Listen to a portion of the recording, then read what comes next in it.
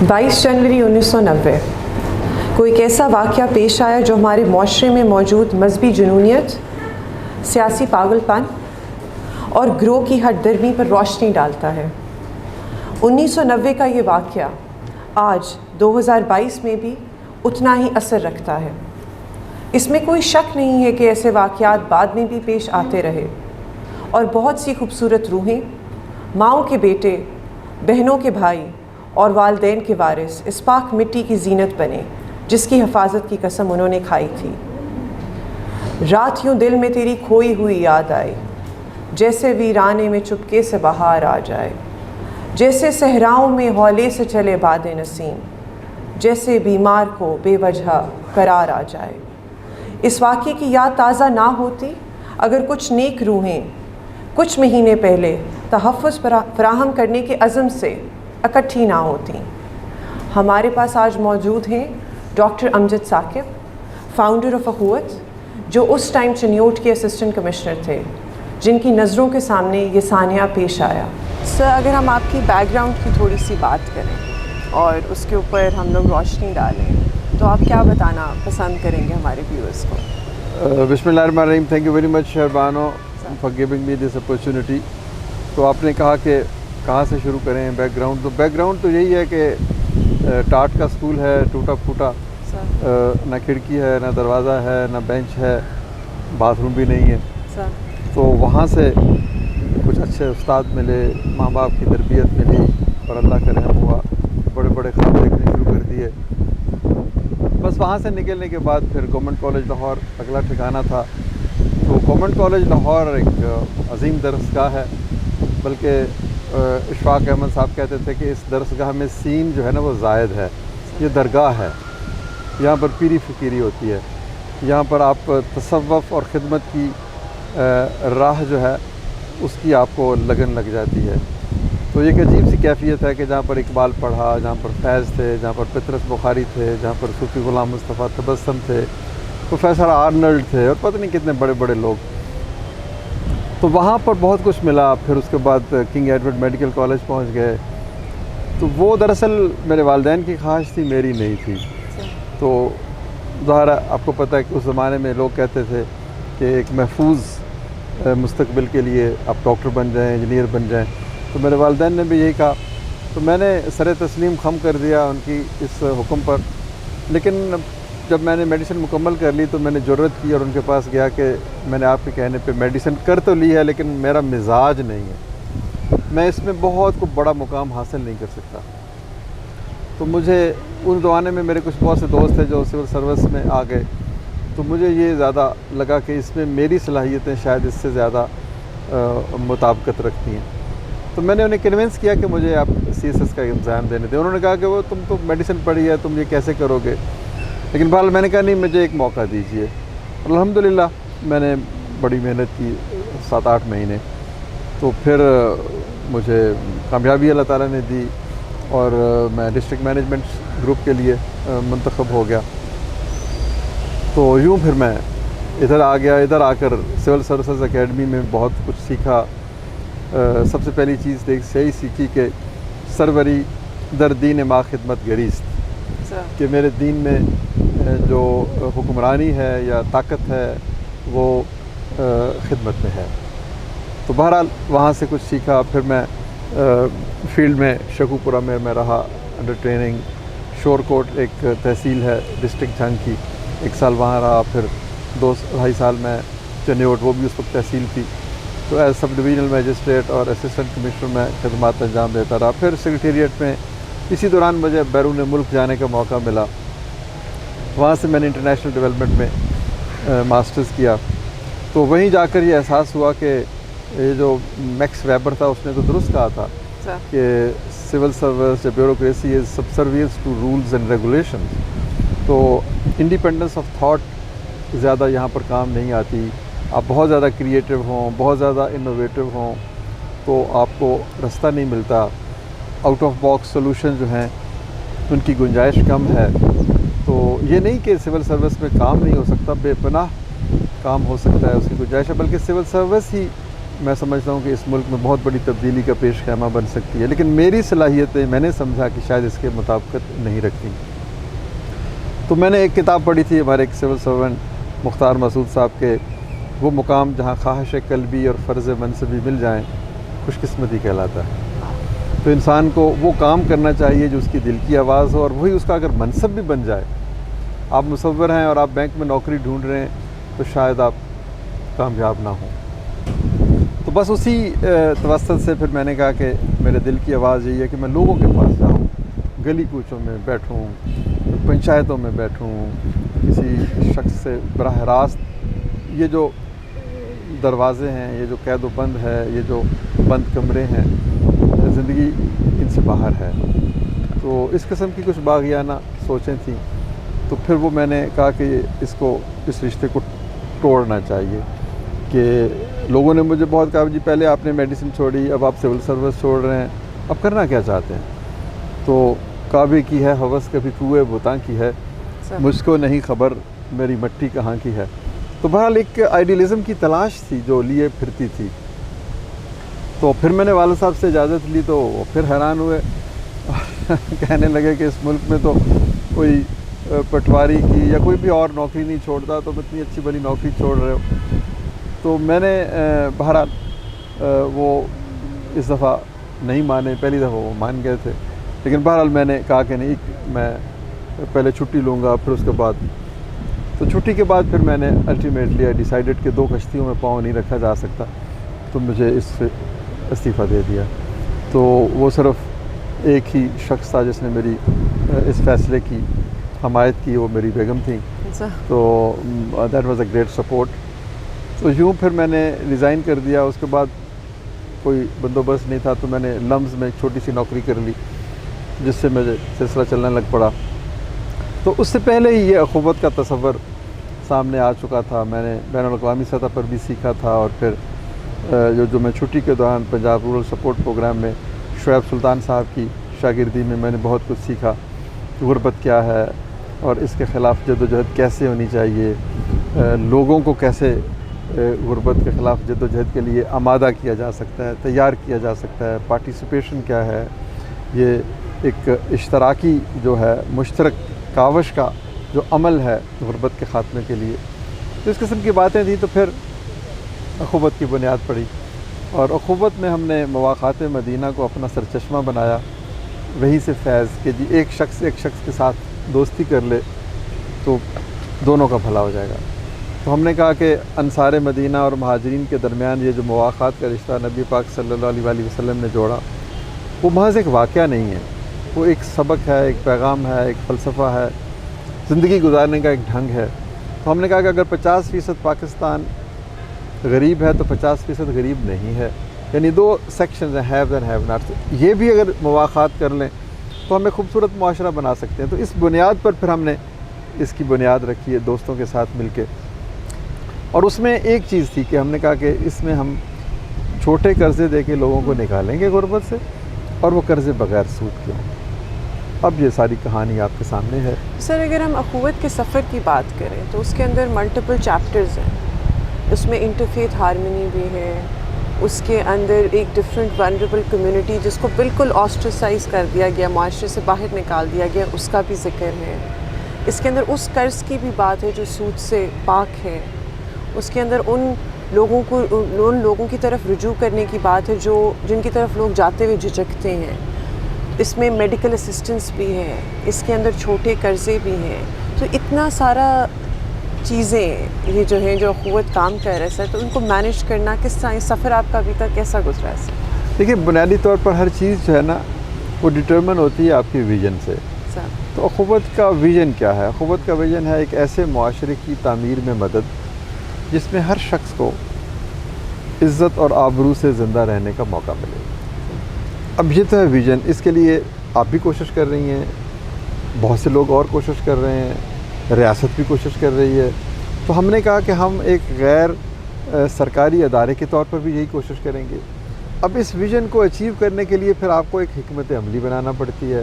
تو ہم نے کہا کہ سب سے پہلی ہماری حکمت عملی یہ ہوگی کہ لوگوں کو اپنے پاؤں پہ کھڑا کریں، یعنی ان کو بغیر سود کے قرضے دیں اور وہ کاروبار کریں۔ تو 10 سال تک ہم نے اور کچھ نہیں کیا، یہی کیا. پھر رفتہ رفتہ ہمارا حوصلہ بڑھا، کارواں بنتا چلا گیا، لوگوں کی شراکت سے ہمارا جو ہے اعتماد اس میں اضافہ ہوا، وسائل میں اضافہ ہوا. تو پھر ہم نے کہا کہ کچھ اور کام بھی کرتے ہیں، کیونکہ معاشرے کی تعمیر کے لیے صرف معاشی انڈیپینڈنس یا معاشی خوشحالی تو کافی نہیں نا. غربت صرف معاشی نہیں ہے، غربت سیاسی بھی ہے، غربت سماجی بھی ہے، غربت اخلاقی اور روحانی بھی ہے. تو پھر ہم نے کہا کہ اس میں ہم تعلیم بھی لے کر آئیں گے کہ اگر قرضہ بغیر سود کے ہے تو تعلیم بغیر فیس کے ہونی چاہیے. تو وہ ماں جس کے پاس زیور نہیں ہے وہ کیا بیچے گی اور کس طرح اپنے بچے کو پڑھائے گی. پھر اس میں ہم نے تھوڑا سا صحت کا پروگرام شامل کر دیا. پھر ہم نے کہا کہ اس معاشرے میں سب سے جو بے بس ہے وہ کون ہے. تو ہمیں نظر آیا یہ خواجہ سرا ہیں، تو ان کی بھی بہبود اسپیچ میں شامل ہو گئی. پھر ہم نے اس میں اس کے ساتھ ساتھ ایک کلوتھس بینک بنایا. ہم نے کہا کہ جی میرے الماری میں 100 شرٹس ہیں، 100 پینٹیں ہیں، 100 جوتے ہیں. میں مثال دے رہا ہوں، اتنے ویسے ہیں نہیں.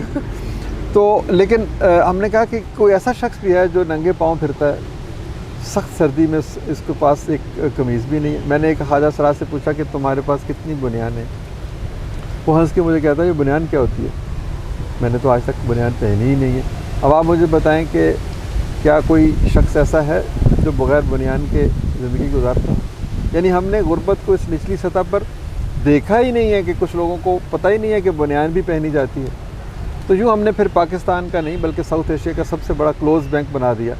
ہم نے لوگوں سے کہا کہ اپنے وہ کپڑے جو آپ اپنے بہن بھائیوں کو دیتے ہیں ہمیں دے دیں. اور ہم اب تک تقریباً 40 لاکھ کے قریب جوڑے اکٹھے کر کے تقسیم کر چکے ہیں. تو اس طرح مختلف قسم کے انیشیٹوز، اور سب سے بڑا انیشیٹوز تعلیم کا بن گیا، یونیورسٹی بن گئی. پھر ہم نے اب سوچا کہ ہم ہزاروں بچوں کو آئی ٹی ریلیٹڈ ٹریننگز دیں گے جس سے وہ انڈسٹری کے ساتھ چل سکیں اور اپنے روزگار کما سکیں. تو یہ چھوٹے چھوٹے بہت سارے مختلف، اب یوں سمجھیں کہ ایک بہت بڑا سمندر ہے اخوت، بنے گا، اللہ کرے گا اس کو بنائے گا. تو اس میں یہ چھوٹے چھوٹے آئی لینڈز آف ورچو ہیں، یہ سب ملیں گے.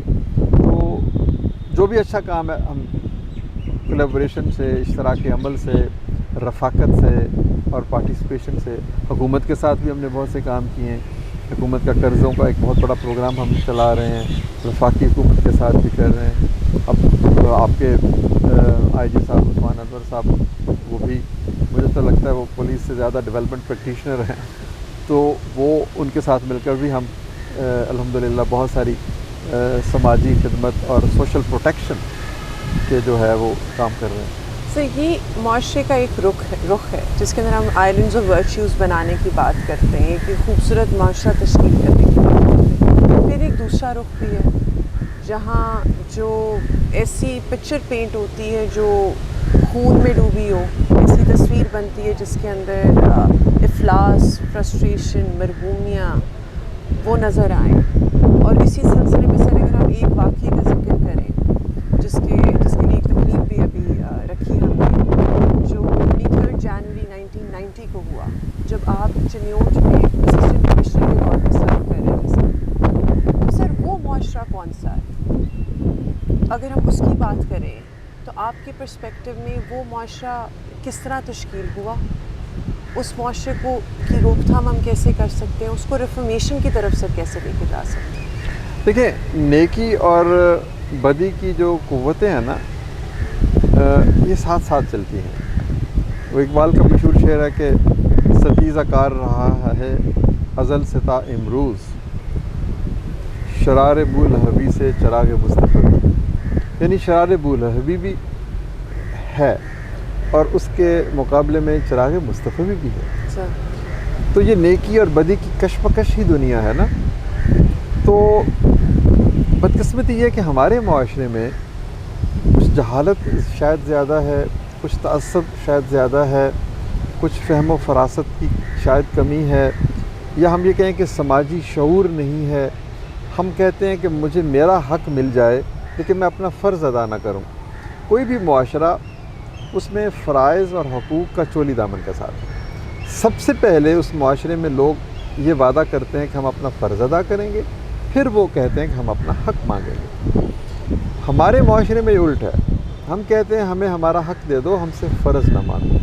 اس کی بنیاد اس وجہ سے پڑی کہ ہم نے تعلیم نہیں دی، ہم نے اخلاقیات کے بارے میں بات نہیں کی، ہم نے خدا کو تو مانا، خدا کی نہیں مانی.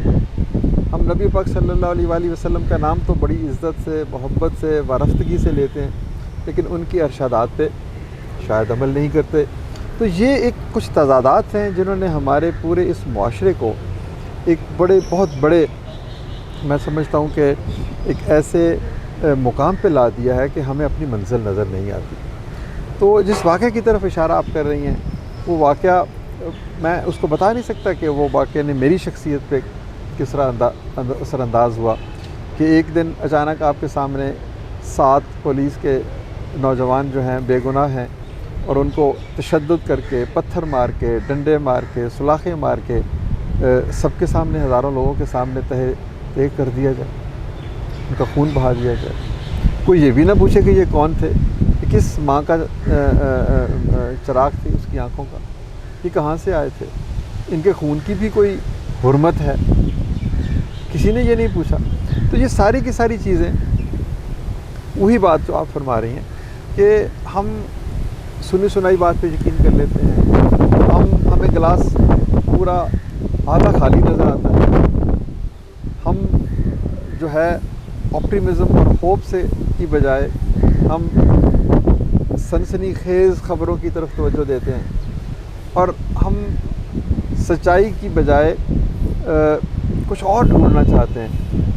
یعنی ہم بدگمان زیادہ ہیں، خوش گمان کم ہے. نبی پاک صلی اللہ علیہ وآلہ وسلم کا ایک فرمان ہے کہ مسلمان بدگمان نہیں خوش گمان ہونا چاہیے. میں کیوں کہوں کہ یہ جو شخص ہے یہ جھوٹ بولتا ہے؟ میں اس کی اچھی بات پہ یقین کروں، اس کی غلط بات پہ. کسی شخص کے جھوٹا ہونے کے لیے اتنا ہی کافی ہے کہ وہ سنی سنائی بات آگے لوگوں کو سناتا پھرے بغیر تحقیق کے. تو ان ساری باتوں پھر کچھ ہماری اپنی بھی خامیاں ہیں، بحیثیت معاشرہ ریاست کی بھی خامیاں ہیں، اور گورننس کی بھی پاورٹی ہے. تو ان ساری باتوں سے کچھ ایسا ماحول بنا ان دنوں چنیوٹ میں کہ چنیوٹ کے شہریوں کا جو اعتماد تھا قانون نافذ کرنے والے اداروں پر یا حکومت محکموں پر، وہ کم ہو گیا. تو اچانک یہ واقعہ ہوا کہ ایک شہر میں چوری چکاری ڈکیتی ہوئی، تو ادھر سے ایک پولیس کے کچھ لوگ گزرے، تو کسی نے کہہ دیا کہ یہ تو مجھے انہی لوگوں کے ساتھی نظر آ رہے ہیں جنہوں نے چوری کی ہے. بس اتنی سی بات کہنے کی بات تھی، وہ بھڑک اٹھی اور مساجد میں اعلان ہو گیا جی ہم نے چور پکڑ لی ہیں جو پولیس کی وردی میں ملبوس ہیں. اب کسی نے یہ نہیں دیکھا کہ وہ پولیس کی وردی میں چور ہیں یا پولیس کے سپاہی ہیں. تو بس ایسی بات کہنی تھی، سینکڑوں ہزاروں لوگ اکٹھے ہو گئے. اور پھر جب ہجوم ہوتا ہے نا، اس کی عجیب سی سائیکالوجی ہوتی ہے، اس میں منفی جو ہے نا جذبات وہ زیادہ ہوتے ہیں. وہاں پر آپ کسی کو کچھ سمجھا بجھا نہیں سکتے، آپ پند و نسائے سے کام نہیں لے سکتے، آپ کوئی وزڈم کی بات ہجوم کے سامنے نہیں کہہ سکتے. وہ جذبات کے رخ پہ بہتا ہے اور پھر بہتا چلا جاتا ہے، اور وہ جذبات بھی منفی ہوتے ہیں. پھر اس میں کچھ ویسٹڈ انٹرسٹ آ جاتے ہیں. کسی کو لیڈر بننے کا شوق ہے، کسی کو خود نمائی کا شوق ہے، کسی کو آگ لگانے کا شوق ہے، کسی کے اندر پہلے سے انتقام کی آگ بھڑکی ہوئی ہے اور وہ پھر اس سے معاشرے سے انتقام لینا چاہتا ہے. تو دنیا نے تجربات و حوادث کی شکل میں جو کچھ مجھے دیا ہے وہ لوٹا رہا ہوں میں. تو اس شخص کو جو کچھ معاشرے سے ملا ہوتا ہے، نفرت، حقارت، یہ پھر وہ لوٹاتا ہے. اور جب وہ ہجوم میں دیکھتا ہے کہ مجھے طاقت مل گئی ہے، تو اس کے اندر کا یہ جو نفرت کے جو جذبات ہیں یہ اور زیادہ ابھرتے ہیں. پھر اس وقت اس کو یہ پتہ ہے کہ مجھے کوئی پوچھنے والا نہیں ہے، میرا کوئی محاسبہ نہیں ہوگا. آپ دیکھیں نا کتنے ہزاروں ایسے واقعات ہوئے ماضی میں. کبھی کسی کو کچھ سیاسی بنیادوں پر رعایت مل گئی، کچھ مذہبی بنیادوں پر رعایت مل گئی، کچھ اس لیے رعایت مل گئی یہ غریب ہیں، اسے کچھ نہ کہو. قانون تو امیر غریب اور فیتھ کے تمام اصولوں سے بلند ہے. تو ان سارے اب کوئی سائیکالوجسٹ آئے تو وہ اس کی پوری تحقیق کرے، اس کے بارے میں اس کی گہرائی کو جانچنے کی کوشش کرے. لیکن ہوا یہ کہ ہزاروں لوگ اکٹھے ہو گئے اور انہوں نے ان بے گناہوں کو بے دردی سے مارا. سر ایک کیفیت ہوگی ایک اسسٹنٹ کمشنر کی جس کے پاس اختیار ہے اور وہ کچھ کر نہیں سکتا اس ٹائم، وہ بے بسی کی جو حالت ہوتی ہے انسان. پھر ایک پرسپیکٹیو ہوگا ڈاکٹر امجد ثاقب کا. تو بحیثیت انسان امجد ثاقب کو کیسا لگا تھا وہ دیکھ کے؟ دیکھیں یہ مجھے رات کو 4 بجے ایک فون آتا ہے, میں سویا ہوں, اس وقت موبائل تو نہیں تھے, تو فون کی گھنٹی بجتی ہے اور مجھے یہ اطلاع ملتی ہے کہ یہ ہوا. اب میں چونکہ نوجوان تھا, ابھی سروس کا آغاز تھا, تو مجھے پہلے تو اپنے آپ کو سمجھانے میں وقت ملا کہ مجھے کیا کرنا چاہیے.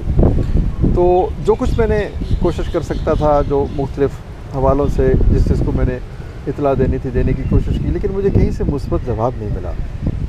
تو پھر میں نے کہا اچھا میں خود جاتا ہوں وہاں پہ. پھر ایک یہ خیال آیا کہ میں کیسے جا سکتا ہوں, میرے پاس کوئی حفاظت کے لیے کوئی لوگ ہونے چاہیے. وہ ہزاروں کا سونا گروہ ہے اور وہ مشتعل ہے, تو میں اکیلا, ان میں سے شاید کچھ لوگ مجھے پہچانتے ہوں, کچھ لوگ نہیں پہچانتے ہوں گے, تو میں کیا بات کروں گا. تو بہرحال میں نے میری بیگم نے مجھے کہا کہ آپ کو نہیں جانا چاہیے, آپ اکیلے کیسے جائیں گے, آپ کے کیا تو گاڑی بھی نہیں ہے, ڈرائیور بھی نہیں ہے, 4 بجے ہیں.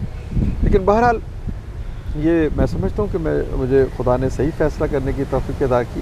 میں نے کہا کہ نہیں میں جاؤں گا.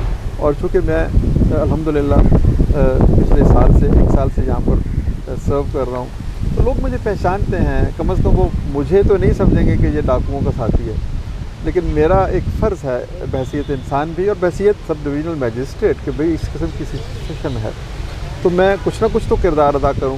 کل کو میں اپنے ضمیر کے سامنے یا حکومت کے سامنے کیا جواب دوں گا کہ مجھے اطلاع ملی اور میں گھر میں بیٹھا رہا اس انتظار میں کہ میرے پاس گارڈ آئے گی پھر میں جاؤں گا. تو بہرحال یہ ایک کشمکش تھی, تو اس میں کمزور لمحے بھی تھے, لیکن خدا نے مجھے طاقت دی کہ میں ان کمزور لمحوں کو پر قابو پاؤں. اور میں باہر نکلا, گھر سے باہر چلا, اس ہجوم کی طرف جانے لگا. ایک موٹر سائیکل والا آ گیا, اس نے مجھے پہچان لیا, اس نے کہا کہ چلیں میں آپ کو لے کے چلتا ہوں. میں وہاں پر پہنچ گیا. اس نے رستہ بناتے ہوئے وہ جگہ لے گیا جہاں پر وہ یہ لوگ ہمارے پولیس کے دوست بند کیے گئے تھے. ایک گرم حمام تھا, تو اس کے سامنے سینکڑوں نہیں ہزاروں لوگ تھے. تو کچھ رضاکار جو مجھے پہچان گئے, انہوں نے میرے اپنے گھیرے میں لے لیا اور انہوں نے کہا جی اے سی صاحب تشریف لائے ہیں. تشریف لانا میں ان کی وجہ سے کہہ رہا ہوں, میں تو حاضر ہوا تھا. تو وہ آپ سے بات کریں گے, وہ آپ کو یقین دلائیں گے کہ یہ لوگ کون ہیں. تو میں نے ان سے بات کرنے کی کوشش کی, ان تک نہیں پہنچی. پھر ایک شخص ایک پھل کی ریڑھی لے آیا, مجھے اس پہ کھڑا کر دیا. وہ ارد گرد سب اکٹھے ہو گئے اور میں نے بڑی عاجزانہ سی, مطلب کوئی اس میں تحکمانہ انداز نہیں تھا. وہ موقع ایسا نہیں تھا کہ میں انہیں کچھ کہوں. میں نے کہا ایک دوست کی حیثیت سے میں نے کہا کہ دیکھیں آپ کو شک ہے کہ یہ لوگ پولیس کے نہیں ہیں, تو یا پولیس کے ہیں تو کوئی غلط کام کر رہے ہیں, دونوں آپ کے شک ہیں. تو میں ایک ذمہ دار یہاں پر حیثیت ہے میری, میری منصب ہے, تو اس کے حوالے سے آپ کو یقین دلاتا ہوں کہ میں ایک بندے کی تحقیق کروں گا, اور ہم سب جو باقی ہم سے اعلیٰ افسران ہیں ان سے بھی ہم کریں گے. تو اگر آپ کا ایک بھی شک درست ہوا تو ہم آپ کے سامنے ان کو سزا دیں گے. تو کچھ تھوڑے سے جذبات بھی ان کو اجاگر کیے کہ کسی بے گناہ کو ایسے نہیں کرنا, آپ حوصلہ کریں. یہ لیکن موب کی وہی جو میں نے آپ کو پہلے عرض کی کہ اپنی سائیکالوجی ہوتی ہے. وہاں پر ہر آدمی ایک عجیب کیفیت لے کے آیا ہوا تھا. کچھ لوگ نمبر بنانے کے لیے آئے تھے, وہ سیاسی کچھ لوگ تھے, کچھ مذہبی فرقہ واریت. ان دنوں آپ دیکھیں ان دنوں جنگ میں مذہبی فرقہ واریت اپنے عروج پہ تھی. اچھا وہ بھی تھے. اور پھر غربت کے اپنے مسائل ہوتے ہیں. غریب آدمی کہتا ہے اچھا آج تو پھر میں آپ سے صحیح انتقام لوں گا.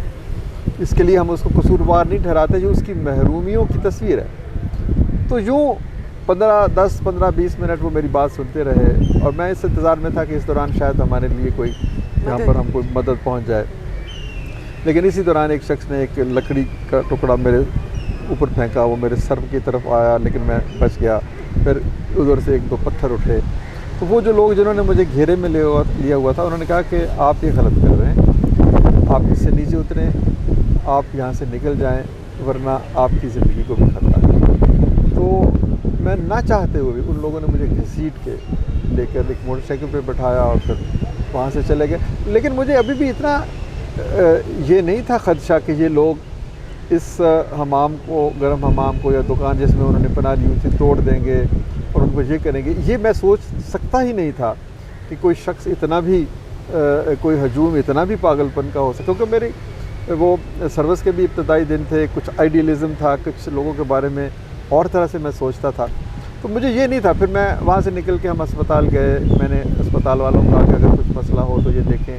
مطلب میں مکمل طور پر پوری طرح اپنے حواس میں ہیں، اور ہم نے کہا، پھر میں نے کہا کہ چلیں تھانے چلتے ہیں. تھانے ہم پہنچے تاکہ نفری کو اکٹھا کریں اور پھر جا کر دوبارہ ان کے پاس جائیں. یہ مقصد لے کے میں تھانے گیا، لیکن تھانے میں بھی سوائے چند سپاہیوں کے وہ جا نہیں سکتے تھے. اگر وہ بھی چلے جاتے تو تھانے کی حفاظت، وہاں پر اتنا آپ کا سامان اتنا ریکارڈ ہوتا ہے.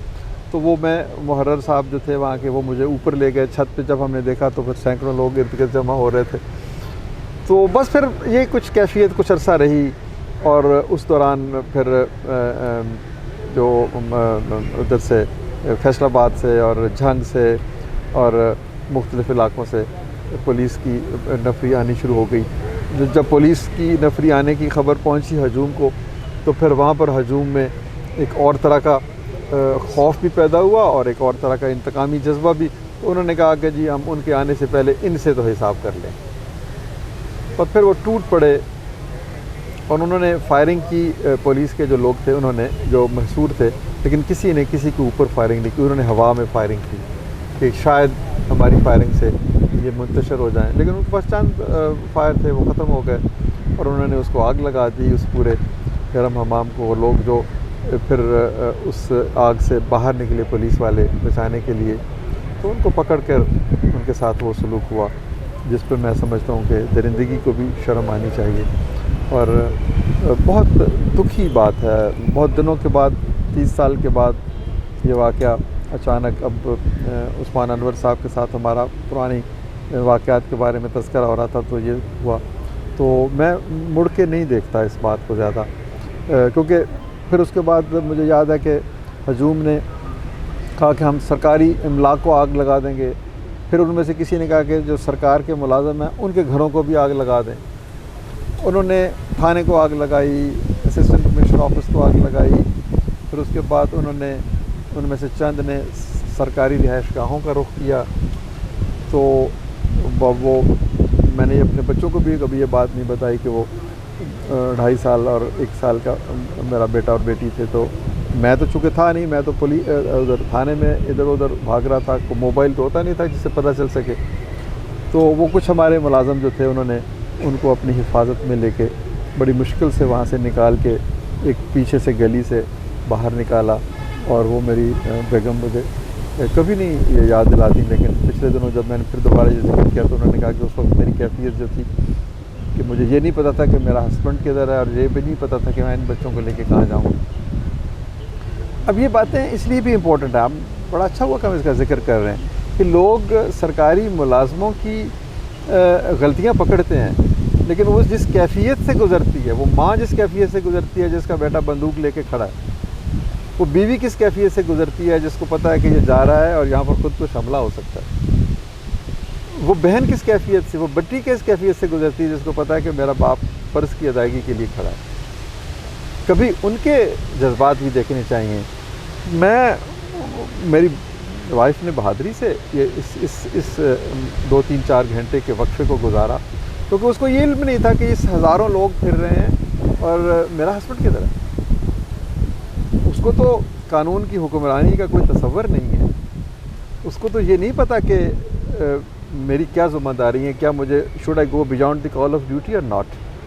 تو یہ ایک سب سے اہم نقطہ ہے کہ ہمارے معاشرے کے دانشوروں کو، صحافیوں کو، لکھنے والوں کو یہ بھی کہنا چاہیے، یہ بھی دیکھنا چاہیے کہ جس کا اب جو 7 معصوم جو جان سے گئے، کسی نے نہیں لکھا اس کی ماں کے آنسو کتنی دفعہ بہے ہوں گے.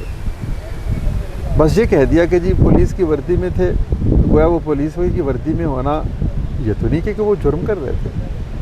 تو یہ ایک بہت عجیب سا واقعہ ہے، 7 آدمیوں کی شہادت اور اس کے بعد پھر جلاؤ، گھیراؤ اور ہجوم. اور یہ تو اس قسم کے واقعات کی پوری ہماری بات میں بڑی ہم ایک لمبے جسے کہتے ہیں نا کہ انکوائریز کے سلسلے سے گزرے. ایک جج صاحب کو ٹریبیونل بنایا گیا جس میں ہم پیش ہوئے.